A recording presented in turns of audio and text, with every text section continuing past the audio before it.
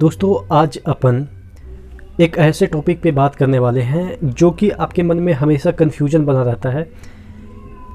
जो SSC MTS यानी कि 10th लेवल पे जो दो जॉब महत्वपूर्ण है। हालांकि 10th लेवल पे बहुत सारे ऐसे जॉब हैं जो कि आपके स्टेट में भी और सेंटर में भी निकलते रहते हैं, लेकिन अगर हम बात करें 10th लेवल पे दो महत्वपूर्ण जॉब जो कि अक्सर दिमाग में रहता है कि ये वाला थोड़ा इजी है, इसको अपन निकाल सकते हैं और अच्छे खासे मात्रा में वैकेंसी आते हैं। हम बात करने वाले हैं आज एमटीएस और जो आपके आरआरबी या आरआरसी ग्रुप डी है उन दोनों के बीच कंपैरिजन देखेंगे, क्योंकि दोनों एग्ज़ाम अपन निकाल चुके हैं तो दोनों को देखेंगे कि कंपैरिजन वाइज कौन सा बेटर है। देखिए ये डिपेंड आप पे करता है, इंडिविजुअल पे करता है कि किनको कौन सा जॉब बेटर लगता है। ठीक है, इन दोनों एग्ज़ाम की तैयारी कर रहे हैं तो इसके लिए आपको मॉक टेस्ट भी लगाना काफ़ी आवश्यक हो जाता है, जो कि आपको 299 वाला चीज़ है 269 में टेक्स्ट बुक दे रहा है 1 साल के लिए। नीचे डिस्क्रिप्शन बॉक्स में लिंक जरूर चेक कर दीजिएगा। कोई भी एग्ज़ाम हो सभी का मॉक टेस्ट 269 में आप लगाएंगे। ठीक है, नीचे डिस्क्रिप्शन बॉक्स में लिंक चेक कर लीजिएगा। तो अपन बात कर रहे थे कि जो एसएससी है या आपके जो एसएससी का एमटीएस है या आरआरबी या आरआरसी का ग्रुप डी है, इसमें बेसिक अंतर क्या होता है। देखिए काम का सबसे पहले हम इसमें कंफर्ट जोन की बात करते हैं, उसके बाद सैलरी पे भी बात करेंगे, उसके बाद इसकी जो आप कह सकते हैं कि बुराई है या आप कह सकते हैं कि अपने अपने तरीके से आप लोग जो बुराइयां देखते हैं उस पर भी बात करेंगे। सबसे पहले सिलेबस पे भी बात कर लेते हैं। देखिए सिलेबस लगभग सेम है एक्सेप्ट आपके इंग्लिश। ठीक है, देखिए और सिलेबस में क्या होता है कि जो आपका इंग्लिश है वो भी बेसिक पूछा जाता है। अगर आप कुछ ना भी पढ़े ना इंग्लिश के बारे में और आपने 10th तक इंग्लिश छोटा मोटा तो पढ़ा होगा ना, तो तब भी आप 25 नंबर के जो उसमें इंग्लिश पूछे जाते हैं 25 क्वेश्चन, उसमें 12 तो मिनिमम आप कर ही देंगे कंप्रीहेंशन टाइप। अरे रीडिंग तो करने आता होगा ना, उतना तक तो आप कर ही लेंगे, 12-13 नंबर तक कर लेंगे। ठीक है, तो इंग्लिश में भी उतना वहाँ पे टफ नहीं होता है। मैथ्स रीजनिंग, ठीक है, मैथ्स रीजनिंग जो है आपके आप कह सकते हैं कि थोड़ा सा जो मैथ्स रीजनिंग है वो थोड़ा सा एसएससी ये जो आपके ग्रुप डी है उससे नीचे ही रहता है। और अगर जीके की बात करें तो जीके भी आपके ग्रुप डी से नीचे रहता है। ठीक है, तो ये हो गया इसका सिलेबस। ग्रुप डी की सिलेबस की बात करें तो अभी फ़िलहाल के जो ट्रेंड दिख रहे हैं, अभी थोड़ा सा गर्मी है तो थोड़ा सा ध्यान रखिएगा।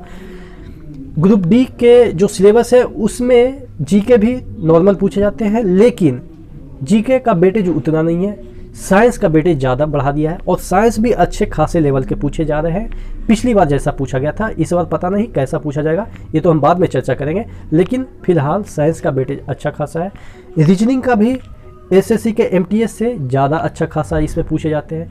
आपके जो मैथ्स हैं लगभग सेम ही जैसे पूछे जाते हैं। तो ये हो गया आपके सिलेबस वाइज कंपैरिजन। अब हम बात कर लेते हैं कि इसके मेरिट दोनों में। देखिए एसएससी एमटीएस में मेरिट ये है कि उसमें काम बहुत कम होता है। काम बहुत कम बोले तो 2-3 घंटे का काम होता है। बहुत सारे हमारे दोस्त हैं जो एसएससी एमटीएस में बहुत जगह ज्वाइन किए हुए हैं, उनका काम लगभग ना ही के बराबर होता है। वो अलग बात है कि फ़ाइल इधर करना होता है, फ़ाइल उधर करना होता है, ऑफिस वगैरह मतलब कि पहले जाना होता है ऑफिसर से, तो ये सब चीज़ें हैं, लेकिन काम कुछ भी नहीं होता है। ठीक है, काम जो ग्रुप डी है उनके अपेक्षा इनका कुछ भी नहीं होता है।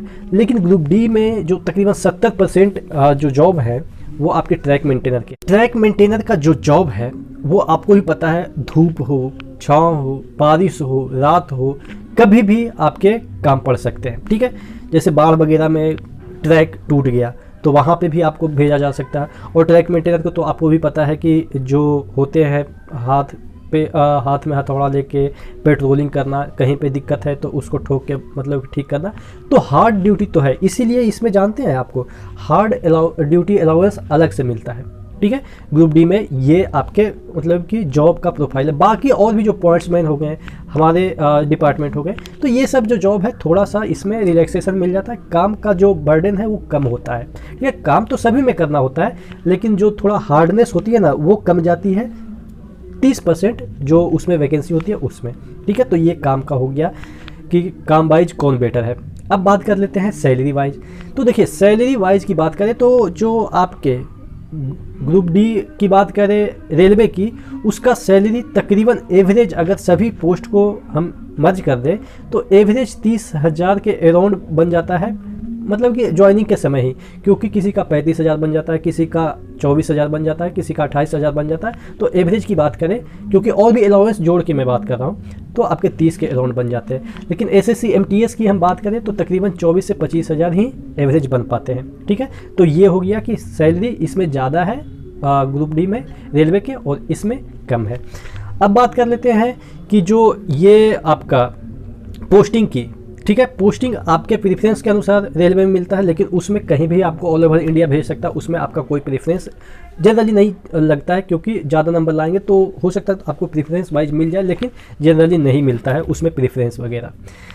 ठीक है, प्रमोशन की बात कर लेते हैं। तो आपके ग्रुप डी में, रेलवे के ग्रुप डी में तगड़ा प्रमोशन है। तगड़ा बोले तो आप अभी ज्वाइन किए हैं और जीडीसी की वैकेंसी निकली, कल निकली, आज ज्वाइन किए हैं कल निकली, या ज्वाइन किए उसके 2 मिनट बाद भी निकली ना, तो पर भी आप प्रमोशन के लिए अप्लाई कर सकते हैं जीडीसी में, और सीधे आप रेलवे मास्टर बन सकते हैं। ठीक है, स्टेशन मास्टर जिसे हम कह सकते हैं, या बहुत सारे ऐसे पोस्ट हैं जिसके लिए अगर वैकेंसी निकली डायरेक्ट जेई बन सकते हैं। यानी कि इसमें प्रमोशन का जो प्रोबेबिलिटी है वो तगड़ा है, लेकिन वहाँ पे क्या होता है कि आपके एक्सपीरियंस वाइज प्रमोशन मिलती है, और यहाँ पे एक्सपीरियंस वाइज तो मिलती है, लेकिन बोनस यहाँ पे क्या मिल जाती है कि अगर आपके पास टेक्निकल डिग्री है या कोई भी ऐसी डिग्री है जो कि जीडीसी के थ्रू अगर निकल ली है, उसके वही मैं बता रहा था कि इसमें प्रमोशन लेवल तगड़ा है, और आप ग्रुप डी के जो लोएस्ट पोस्ट है उससे हाईएस्ट पोस्ट तक जा सकते हैं आपके अपने मेरिट के अनुसार। ठीक है, तो ये हो गया, हार्डशिप मैंने बता दिया, अलाउंस मैंने बता दिया। लेकिन अगर हम जेन्युइन बंदे का बात बोले कि जो रेलवे का ग्रुप डी निकाल सकता है, वो एसएससी का एमटीएस भी निकाल सकता है। तो अगर आपके भाई बंधु या अगर आप तैयारी कर रहे हैं तो ये चीज़ें समझना काफ़ी आवश्यक हो जाता है कि 10th पे अगर आप कोई भी फॉर्म अप्लाई करते हैं तो इन दोनों में बेसिकली अंतर क्या है। और भी किस टॉपिक पे आप वीडियो चाहते हैं नीचे कमेंट बॉक्स में ज़रूर कमेंट करके बताएंगे, जिससे कि मुझे आइडिया मिल पाए कि आप क्या चाहते हैं। ठीक है, नेक्स्ट वीडियो मिलते हैं, तब तक।